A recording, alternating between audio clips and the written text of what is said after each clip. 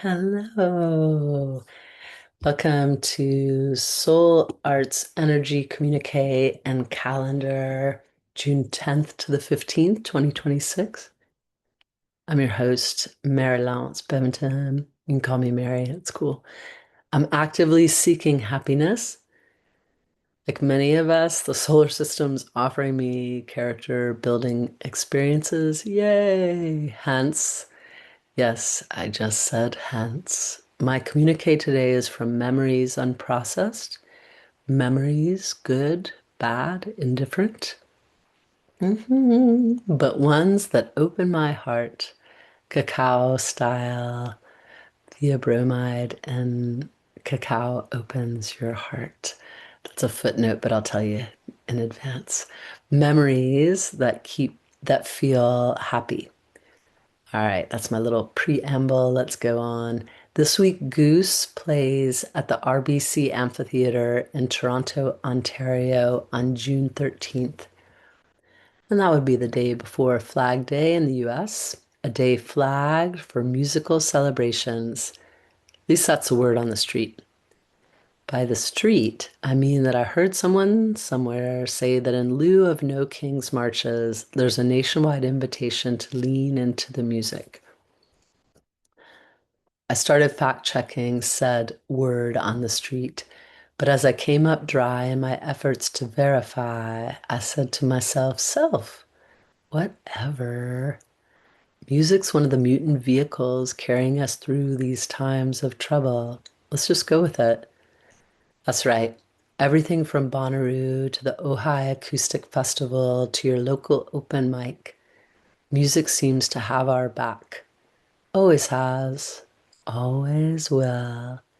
Now, Goose doesn't play June 14th, but as the night becomes the day, their music will invariably carry into dawn. In some, seemed as if enough music's happening on the 14th, as well as a new moon, mind you. So we're good, as in no fact check required. Mark me, baby, mark me. I don't know if you can see it, but there's a picture, a little snapshot that I did. It's not a great picture, really, of Goose playing at the beaches at History in Toronto. And I liked it actually because it has an anonymity to it. You can't, their faces aren't very defined. It's sort of the nature of a not very great picture. I, I by mistake don't have a full view of Cotter Ellis, the drummer, but you can kind of see him peeking above his drum kit if you look on the right. Okay, let's keep going. Goose played a two-night run at History in Toronto, February 10, 11, 2025.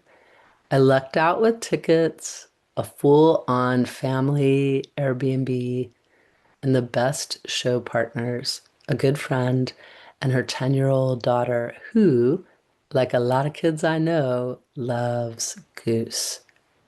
Both nights we lined up at History's doors, and for an age, all brewed near the beaches of Lake Ontario as winter nipped. But matters were cool in that we got closer to each other, literally, and we knew the heat inside would save us. As per usual with Goose, nothing disappointed, even the quirky nature of their mini tour. 3 cities total, but 2 countries, Canada for the first time, and 4 rather than 5 members of the band. We're seeing four-man Goose tonight, a buddy kept saying, giddy in anticipation. I'd seen their last two-night stand with 5 members. Those shows happened 5+ weeks prior as the year turned at Moody Center in Austin, Texas. As you may imagine, a note of rearranging layered into their mini tour for sure. A fracture not yet mended whispered within us, the audience, a wondering of how that song might sound without dot, dot, dot.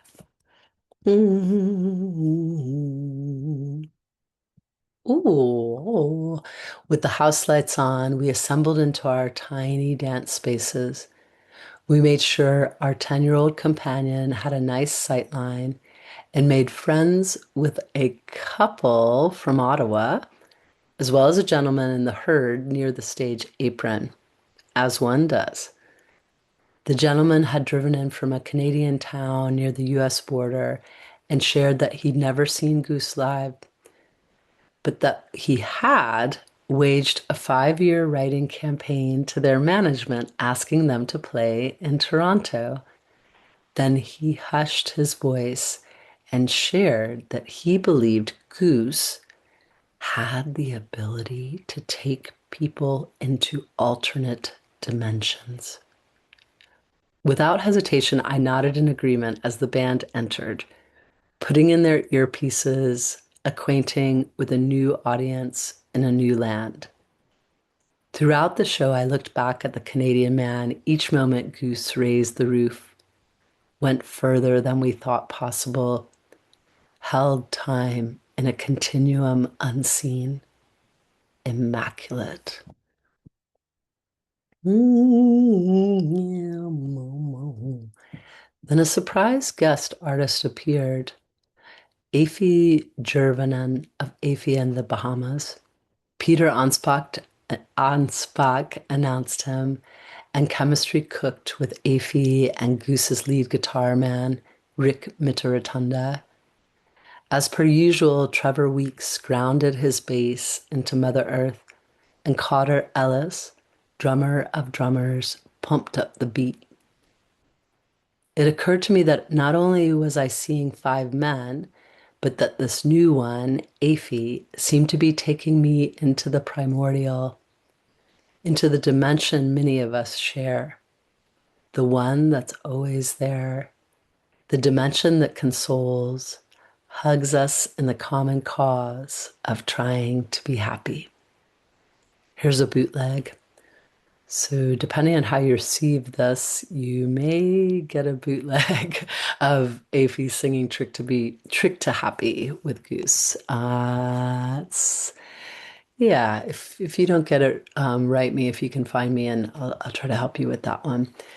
It's searchable on YouTube. Uh, Trick to Happy, Afi Jervanen. Okay, here comes the calendar, June 10th to 15th. And I just did this calendar, so it's a little bit of a repeat, but maybe you didn't catch the last one. So, as per usual, times given are Eastern Daylight Time, Greenwich Mean Time -5 hours. New dawn, June 14th, new moon at 10:54 p.m., 14 degrees and 32 minutes of Gemini.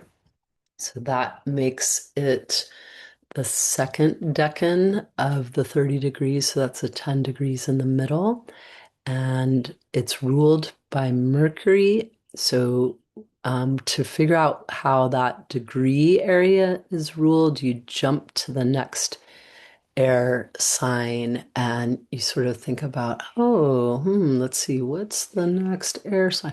Oh, I think it's Libra. So what rules that sign? Oh, Venus. Okay, so the new moon has another layer to it. If you look at the degrees, you can also cross-reference that with your birth chart. And if you're lost on all that stuff, no worries. I totally get it. I write about astrology, but I write about all these other things because it gets confusing. So I try to kind of give little bites and the broad strokes of the main things because I find it more palatable myself that way too. Okay, Luna, this is still on the new moon. Luna will go dark. We'll miss her, but keep in mind she'll be near her perigee, close still, kind of like us in the line at History in Toronto, trying to scam each other's therms in the cold. Close still and allowing us space to see the starry, starry night. The orb of influence rises about 36 hours before the exact conjoining of our sun and Luna and lasts 36 hours plus or minus after this new moon. As K.M. Garland teaches, you might feel it more strongly before the exact point and less so afterwards. Sense, feel, and act in a warm way, even if you're stuck with thoughts, looping, and discursive. You may feel activated in your heart and small intestine meridian lines, which stream from your chest through your arms to your hands.